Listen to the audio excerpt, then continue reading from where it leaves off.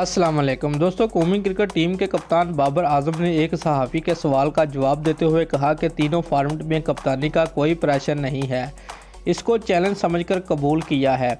कज़ाफ़ी stadium Lahore में press conference में कौमी क्रिकेट टीम के कप्तान बाबर आजम का कहना था कि सरफराज अहमद और अजहर अली से बहुत कुछ सीखा है, वाइट बॉल का नायब कप्तान रहते हुए भी सीखा है। मैं बैटिंग और कप्तानी में पूरी ज़िम्मेदारी लेता हूं और प्रेशर में ही खेलने का मज़ा आता है।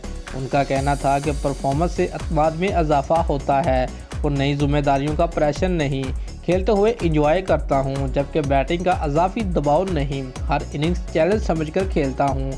दोस्तों, कौमी क्रिकेट टीम ने कप्तान ने कहा कि दौरा न्यूजीलैंड हम सब के लिए इम्तिहान होगा।